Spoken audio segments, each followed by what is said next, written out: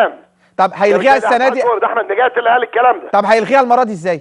ما هو بص بقى، ما هو دلوقتي انت انا شفتك امبارح في حلقه امبارح ما يشاع جوه النادي الاهلي ان ده الرجالي ده ولا الجرنداء اللي هو درنج ده، انا بقى يعني اسمه سياده المستشار اللي هو رئيس لجنه التظلمات الاستئناف، سعيد عمرو جميل ابو الفتوح ومش عارف محمد بيه اللي هو وسياده اللواء انا ما اعرفش بيت الاسماء ان دول اهلاويه وانهم هيلغوا العقوبه. ده كلام فارغ. انت تتحدث عن قضاء، وانا واخد الحلقه بتاعت امبارح وراح اقدمها لمجلس القضاء الاعلى. يا بقى ليه بقى؟ لان القاضي سواء على المنصه او خارج المنصه في عملي او منتدب او معار فهو قاضي مسؤول. الكلام اللي حضرتك قلته امبارح ده كلام في منتهى الخطوره. مين اللي قال لمين؟ وازاي الاستاذ المستشار ضياء يكلم الاستاذ محمود الشامي ويكلمه في قضيه هو لسه ما شافهاش، ايا كان حواره معاه ايه. تمام. ولو الكلام ده حقيقي ما احنا ممكن نعرف حقيقي ومش حقيقي من التليفونات. هنشوف الوقت ده فلان رقم ده اتكلم مع الرقم دون. الموضوع مش سهل ومش هيعدي كده. لكن انا بقوله انا اتنازلت مجلس ادارتي بمنتهى الادب والاحترام. حضرتك مكمل وبتقول لا اصل مش مرتضى، احنا مالناش مشكله مع الزمالك بس رئيس النادي الزمالك يعتذر لك. يا بابا افهم، لو السما انطبقت على الارض ما بعتذرش لحد. انت بس مش واخد بالك.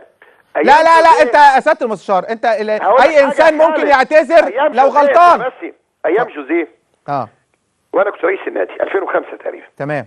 في عامل غرفه ملابس احتك بالراجل. تمام. العامل ده تبع مين؟ تبع الزمالك. نزلت قدام الصحفيين اعتذرت لجوزيه. خلي بالك. انما اقول تاني، اي حد هيشتم امي هضربه بالجزمه. كلامي واضح. عايزني بقى اعتذر عنديا اقول اي حد يشتم امي هبوسه؟ لا تاني، اي حد يشتم امي او ابوه. طب ما هو برضه يا سياده المستشار اي حد هيتشتم امه هيزعل برضه. يعني انا قصدي ايه؟ يعني انت لو حد شتم والدتك هتزعل، لو انت شتمت والده حد هيزعل. انا بقول لك انا مش شتمت ام حد، انا بقول لك تاني اهو. اتفضل. اي حد يا استاذ خالد عايز ينتقدني انا كمرتضى حتى لو تجاوز وشتمني انا ما عنديش مشكله. انا عندي خطوط حمراء، امي وابويا. وبرضه ام واب اي حد تاني بالجزمه ايا كان وجودك. انت بقى الولاد راحوا الملعب استاد مختار التتش العظيم. خلي بالك. والباقي بيه محمود طاهر قاعد والباقي مجلس اداره والعيال نازله الشيمه فيا وفي الجيش وفي الشرطه وهم بيضحكوا.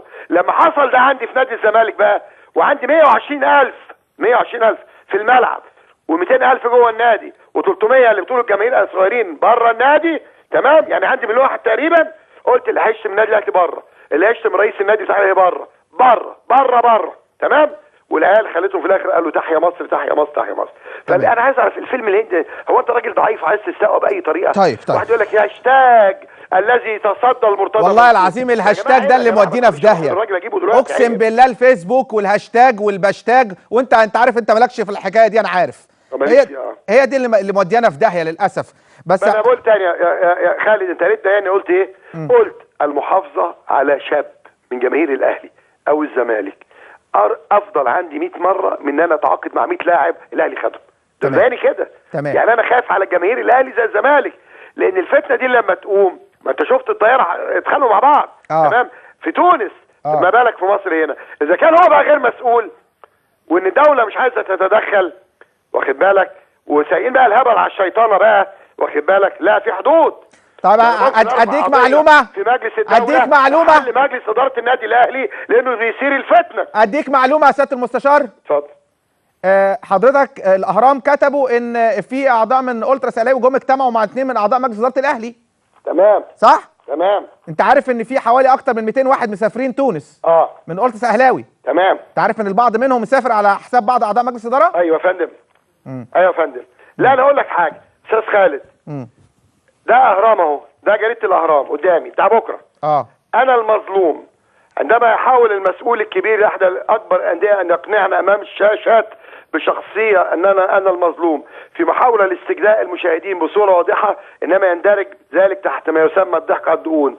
الامر الطبيعي ان تتعاطف مع الرجل المظلوم الذي يجيد استغلال ذاكره النسيان لدى جماهير، ولكن هناك عيون ترصد هذه الادعاءات وتكشفها. خرج علينا المسؤول الكبير في احدى المداخلات الفضائيه يترحم مش عارف على ايه ويكذب امام الناس. ده مش انا بقول يا عم انت عم متخانق مع الاهرام ومتخانق مع الاخبار ومتخانق مع اتحاد اسكندري ومتخانق مع الاسماعيلي ومتخانق مع المصري ومتخانق معانا ومتخانق مع لجنه المسابقات ولجنه شؤون اللاعبين ولجنه الحكام واتحاد الكوره. انت بتتخانق مع مصر كلها. طيب اخيرا سياده المستشار عشان بس برضو جمهور استفيد من وجود حضرتك، هل في قريب ممكن هتعمل قناه نادي الزمالك؟